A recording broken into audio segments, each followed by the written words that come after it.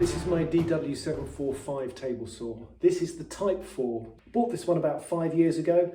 Really enjoyed it, found it very, very effective. It's a great little table saw. However, today, this video is about problems, and this is about an absolute game changer of a problem that I've got with this table saw. So no matter how much I turn this handle, it makes no difference to the height of the blade. So let's flip the machine upside down and see what's the problem.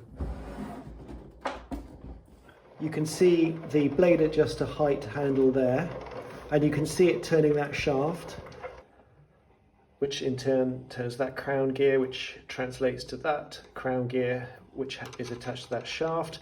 And on that shaft is this little carriage, and that carriage is all part of the bottom of this motor mount. And the idea being that is when I make a clockwise rotation, that will translate into a vertical, i.e. lifting the blade up, and when I turn this in an anti-clockwise direction, this would translate into a downward movement, which would be lowering the blade.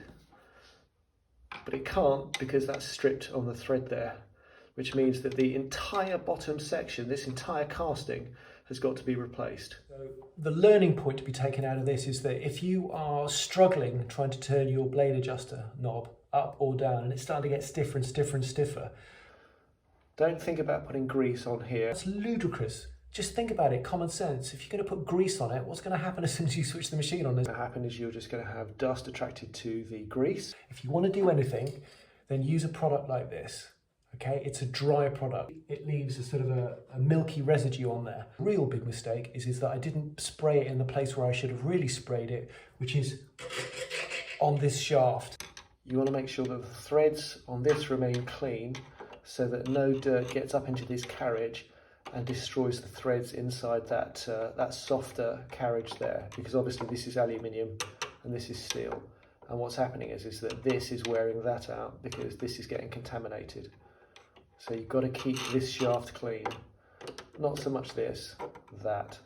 Had I done that and had I cleaned that with an air gun on a regular basis, I wouldn't be having this problem now, and I wouldn't be wasting £200 repairing something that really shouldn't have to be repaired. It's a bit of a design flaw in my opinion, because this entire bottom motor mount is part of that carriage, so that entire casting is going to have to be replaced. And I don't think that's a very good idea. If you are thinking of buying a second-hand DeWalt and it's the 745 Type 4, then check for this. And if you're somebody who's already got one, then make sure that you get compressed air on that thread to make sure that you don't get any dust going back into that carriage. If you've enjoyed this video and you found it useful, I'd really appreciate it if you'd consider subscribing. It would make a huge difference to me, and it would make a big difference to the channel.